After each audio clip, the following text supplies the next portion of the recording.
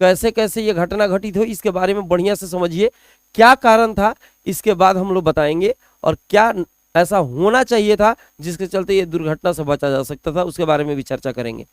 Hello दोस्तों, आज हम ऐसे टॉपिक पे चर्चा करने वाले हैं जिसकी चर्चा हर न्यूज चैनल पे, सोशल मीडिया पे जहां देखिए वहां पे ये चल रही है। और मतलब समझिए कि ये तो चलेगा ही, इसलिए कि बहुत सारे लोगों की इस त्रासदी में, इस ट्रेन हादसे में जान चली गई है। मुझे लगता था 2-3 दिन से हम देख रहे थे, न्यूज चैनल देख रहे थे, सोशल मीडिया देख रहे थे, तो इच्छा तो नहीं हो रही थी कि इस टॉपिक पे हम वीडियो बनाएं, ताकि इसलिए क्योंकि बहुत सारे लोगों की इसमें जान चली गई है, तो क्या बोला जाए ना बोला जाए। लेकिन बाद में मैंने सोचा कि इसमें जो जो गड़बड़ियां हुई हैं उसके बारे में हर किसी को जानना चाहिए, और ये गड़बड़ियां दोबारा ऐसा ना हो। मुझे लगता है सरकार को भी इस पर कदम उठाना चाहिए। तो हम लोग थोड़ा बहुत इसके बारे में, इस टॉपिक के बारे में समझ लेते हैं, बढ़िया से समझ लेते हैं, ताकि जो लोग समझ नहीं पा रहे होंगे न्यूज़ देखकर कि आखिर इसमें किस प्रकार से हादसा हो गया और क्या होना चाहिए था जिसके चलते यह हादसा नहीं होता, इसके बारे में हम लोग चर्चा कर लेते हैं। देखिए, समझिए कि 2 जून की बात है। आज हो गया मेरे भाई, आज हो गया 4 जून, 2 दिन की बात है। मतलब वीडियो इसका बना देते 2 ही जून को, सॉरी 2 जून को तो शाम में घटना घटित हुई, 3 जून को हम बना देते। न्यूज चैनल्स देख रहे थे, अब इतना लोग इसमें समझिए कि मर चुका है और बहुत सारे लोग घायल हुए हैं। इच्छा ही नहीं हो रही थी कि इस पर वीडियो बनाए हम, फिर भी सोचे कि चलो बना ही देते हैं, ताकि जो भी दुर्घटना का कारण है उन चीज़ों के बारे में कम से कम हम लोग चर्चा कर सकते हैं। अभी समझ लीजिए कि ये जो दुर्घटना ट्रेन का देख रहे हैं, ये जो डब्बा उब्बा उलट गया है, सारा का सारा दिखाई दे रहा है, इसका परखाचा उड़ गया, इसमें आदमी बचेगा भाई? इसमें तो सारा का सारा समझिए कि जो जिन लोगों को लगा होगा वो आदमी बच ही नहीं सकता है। अभी तक का न्यूज है उसमें यही बताया जा रहा है कि 270 लोग लगभग मरे हुए हैं और 1000 लोग, 900 से 1000 लोग घायल हैं, जिनका इलाज चल रहा है। अब भगवान से ये भी दुआ है कि भाई ये सारे लोग जो भी घायल हैं, जो कि हॉस्पिटल में, सुरक्षित अपने घर पहुंच जाए। ठीक है। ट्रेनें जो हैं, इस दुर्घटना के चलते बहुत सारी ट्रेनें बाधित हो चुकी हैं, और समझिए कि उस रूट से जाने वाली ट्रेनों को लगभग मतलब उस रूट को चेंज ही कर दिया गया है, जिसमें 48 ट्रेनों को रद्द कर दिया गया है, 39 ट्रेन का रास्ता बदला गया है, और 10 ट्रेनों का जो स्पीड है वो काफ़ी कम स्पीड से चलाया जा रहा है। ठीक है। अब इसके बारे में हम समझते हैं कि आखिर ये कहाँ की घटना है, कैसे कैसे ये घटना घटित हुई, इसके बारे में बढ़िया से समझिए, क्या कारण था इसके बाद हम लोग बताएंगे, और क्या ऐसा होना चाहिए था जिसके चलते ये दुर्घटना से बचा जा सकता था, उसके बारे में भी चर्चा करेंगे। 2 जून 2023 4 हो गया और 2 जून की बात है। 2 जून 2023 की बात है, समय 7 बज रहा था, शाम का समय था। तो 6:55-56 हो रहा था, जिसको 7 हमने लिखा हुआ है। तो 7 बजे का लगभग बात था। ठीक है। उड़ीसा में एक जिला है बालासोर। ठीक है। और वहाँ पे एक स्टेशन है, बहानगा बाजार स्टेशन। यहीं पे ये घटना घटित हुई। अचानक से जो घटना घटित हुई, इतना जोर का भीषण आवाज के साथ ट्रेन पलटी उल्टी है, समझ रहे हैं, जिसके चलते बहुत सारे लोगों का जान चला गया है।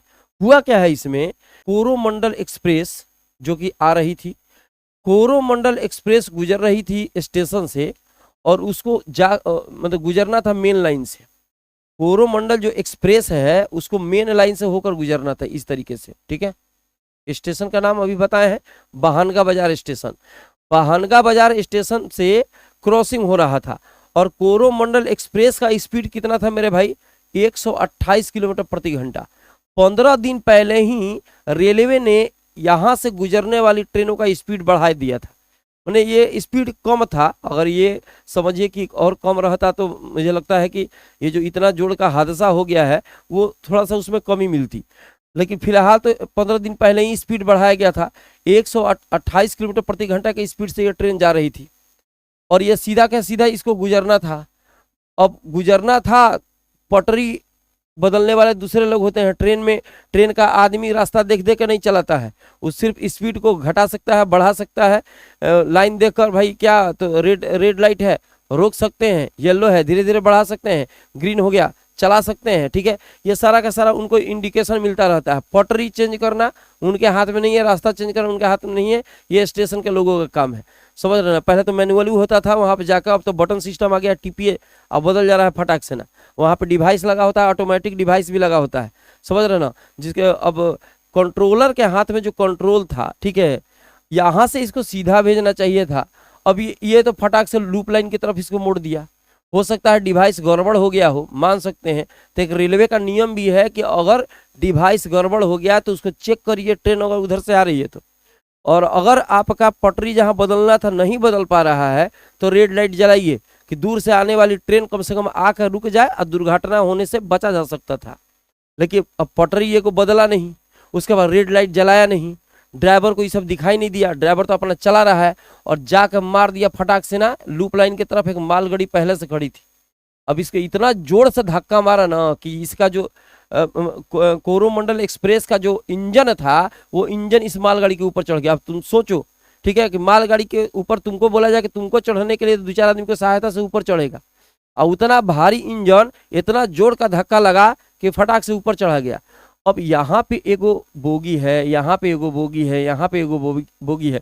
जब इससे जब धक्का लगेगा तो पीछे वाला भी टकराएगा, धाए धाए धाए धाए। चूंकि लड़ता है फट से तो इसको रेलवे की भाषा में हेड ऑन कोलिजन कहा जाता है। जब इंजन जाकर टकरा जाता है हेड ऑफ कोलिजन कहा जाता है। हेड का मतलब सर और कोलिजन का मतलब होता है संघात, टक्कर, ठीक है। तो जब जाके टकराता है इंजन तो कहा जाता है हेड ऑफ कोलिजन। एक anti head of collision device भी होता है जो कि टकराव के पहले इंडिकेशन देता है, जिसके चलते सुरक्षा हो पाती है। अब पता नहीं इसमें गड़बड़ी थी या एक नेता के माध्यम से सुने कि वो नेता बोल रही हैं कि ये होना चाहिए था, शायद ये नहीं था जिसके चलते हुआ। उसके बारे में तो हम चर्चा नहीं करेंगे कि था कि नहीं था, लेकिन अभी ये हो सकता था कि यहाँ पे पटरी में जो गड़बड़ी की गई है इसको सुधारा जा सकता था। अब यहाँ से होकर गुजर रहा है कोरोमंडल एक्सप्रेस, 128 का स्पीड है। उधर से एक दूसरी ट्रेन आ रही है जिसमें 22 डब्बे थे। उस ट्रेन का नाम है यशवंत हावड़ा एक्सप्रेस। ये बेंगलुरु से होकर आ रही है और क्रॉसिंग हो रहा है। समझिए कि यहाँ से ये और यहाँ से बगल से ये क्रॉसिंग हो रहा है। डब्बा यहाँ से जाकर इस तरह से टकराया, मान लीजिए ये यहाँ पे जाकर टकराया और ये बहुत सारा इसका डब्बा आगे निकल चुका था। इसका डब्बा आगे निकल चुका था, कुछ डब्बे रह गए थे इस पटरी के इधर, और यहाँ पे ये जाके यहाँ मान लीजिए टकरा गया। तो ट्रेन तो छोटा होता नहीं है, बोगियां बहुत सारी होती हैं। इसमें क्या हुआ, जब टक्कर मारा तो इंजन चला गया इसके ऊपर, किसके ऊपर, मालगाड़ी के ऊपर, और अगल बगल के जो डब्बे थे इसके 12 डब्बे उतर गए पटरी से। अब सोचो कि 12 डब्बे पटरी से उतरेंगे तो पलटेंगे भाई, एकदम छिटा गया। अब छिटाने के बाद जो इधर साइड में जो ट्रेन है इस पटरी पर जाके भी धक्का मार दिया फटाक से ना। तो कहने का मतलब 12 बोगी इसका उतरा और इसके टक्कर मारने से इस बोगी में से 3 बोगी नीचे उतर गया। तो कुल मिलाकर 15 बोगियां लगभग समझो कि वो पलट गई, जिसके चलते दुर्घटना हुई। ये ट्रेन लगभग निकल चुकी थी, थोड़ा सा ही बोगी पीछे बचा था जिस पर जाकर टक्कर मारा। तो 3 ट्रेनों का आपस में टकराव हुआ, जिसके चलते इतनी बड़ी दुर्घटना हो गई, जिसमें 250 से ऊपर लोग मर चुके और 1000 लोग घायल हो चुके, जो कि नहीं होना चाहिए था। इस गड़बड़ी को सुधारा जा सकता था, सुधारना भी चाहिए। एक छोटी सी गलती कितने लोगों का देखिए जान ले सकता है, समझ रहे ना। तो इसमें तो कम से कम रेलवे के कर्मचारी हैं उस पर ध्यान देना चाहिए बहुत बढ़िया तरीके से। हंसी खुशी का चीज़ नहीं है कि फट फट फट काम कर दिए और चलो अपना निकल जाते हैं। इसमें सिंसियरिटी होना एकदम जरूरी है। इसके पहले लगभग 6 जून 1981 की बात है, इंडिया का सबसे बड़ा ट्रेन दुर्घटना यही है जो कि बिहार में हुआ था। बागमती जो नदी है उसके ऊपर से ट्रेन गुजर रही थी और ट्रेन पूरा खचाखच भरी हुई थी एकदम, और पटरी के ऊपर से होकर गुजर रही थी। अचानक ट्रेन जो पलट गई और सीधा नदी में चली गई, उसमें लगभग 800 लोग मर चुके हैं। 800 से 800 लोग का जान चला गया। 1981 की बात है, आज से लगभग 42 साल पहले की बात है। 20 साल इधर ले लो और उधर ले लो, 23 साल इधर और उधर 19 साल, हाँ 42 साल पहले का बात है। जो सीख है, सीख लेना चाहिए कि भविष्य में इस प्रकार का, सरकारों को भी सीख लेना चाहिए कि भविष्य में इस प्रकार का दुर्घटना न हो। इस पर कड़ाई होना चाहिए ताकि जो भी कर्मचारी हैं जो कि खिलवाड़ करके अपना ड्यूटी निभा रहे हैं उस पर सख्ती से सरकार को निपटना चाहिए। आपकी क्या राय है इसके बारे में, आप हमको कमेंट सेक्शन में बताइए। तब तक मिलते हैं छोटे से ब्रेक के बाद। आप जहां रहिए स्वस्थ रहिए।